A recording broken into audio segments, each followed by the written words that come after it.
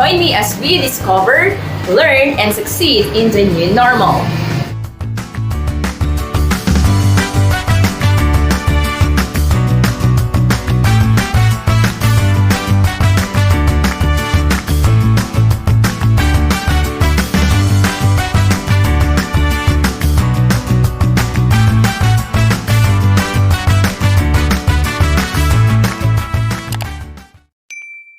Hello everyone, I am Teacher Josh and welcome to English on Demand.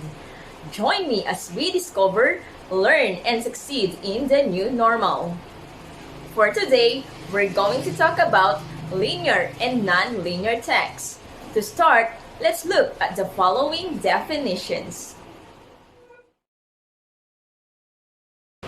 Linear text refers to traditional text that needs to be read from beginning to end. It is to be read in sequential order as designed by the author. All printed text such as novels, poems, short stories, letters, educational texts, news items are examples of linear text. Non-linear text refers to the text that needs not to be read from the beginning to the end. It has multiple reading paths decided by the reader. Flowcharts and concept maps are examples of non-linear text.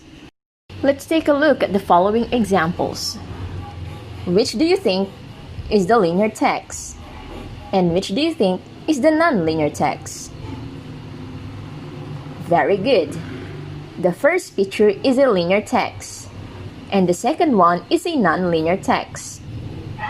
In the linear text, it may take time to find the information readers are searching for. While in the non-linear text, it may be easy for the readers because of the help of the graphic representation.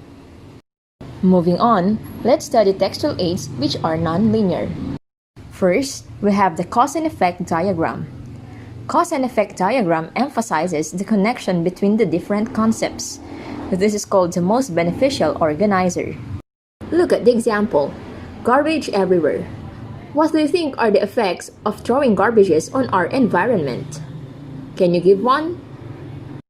That's right. Improper disposal of waste can result to pollution, and pollution can harm humans. Second, we have flow diagram. A flow diagram is a sequence chart that shows series of events in order. If you have a concept that has steps or has certain order or sequence, then it can be shown with this kind of textual aid organizer. Example is presenting a course of action in a story or the structure of any type of text. In our example, we have here the processes of ordering online. Third is the Venn diagram. This is used to identify, classify, categorize, and recognize similarities and differences of two or more subjects, ideas, thoughts, and/or concepts. Let's compare and contrast apples and oranges. Apples are green or red. They have smooth skin and they grow in cool climates. While oranges are orange, they have rough skin and they grow in warm climates. However, both of them are fruits. They are food, they have juices, and they grow on trees. For the fourth one, we have graphic organizers. These are visual displays that have key content information. These textual aids actually provide learners with structure for abstract concepts. Let's take a look at the example. Using a graphic organizer, tell the class about your best friend. Fifth, concept maps. These are general organizer or textual aids that can show the central thought with its matching characteristics. These are actually helpful and excellent for brainstorming, refreshing stack knowledge, and generating alternative expressions. Let's take a look at the example. Let's brainstorm about the plant. What does a plant have? Does it have flowers? Does it have roots? How about leaves? Does it need sunlight? Finally, let's talk about graphs. Graphs are representations or diagrams showing the relationship between certain sets of numbers or quantities by means of a series of dots, lines, etc. Do you know any kind of graphs? Okay, circle or pie graph. It is shaped like a circle divided into fractions that look like pieces of pie, so sometimes a circle graph is called a pie graph.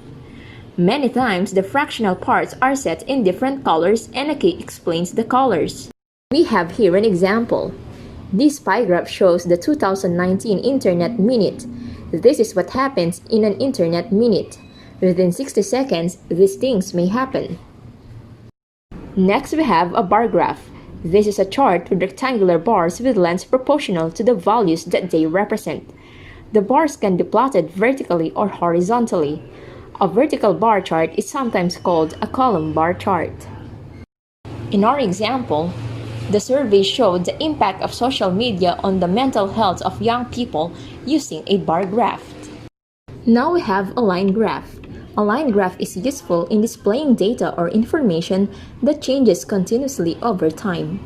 The points on a line graph are connected by a line. Another name for a line graph is a line chart. In our example, the line graph shows the total coronavirus cases in the Philippines as of July 5, 2020. Lastly, we have the picture graph or the pictograph. A picture graph uses pictures or symbols to show data. One picture often stands for more than one vote, so a key is necessary to understand the symbol. Our example shows the number of books read by Timothy, Molly, Paul, Sally, Franny, and Joe. And that's all for today. I hope you've learned from our lesson. You can always review it whenever you want. Thank you very much for joining our class. See you next time.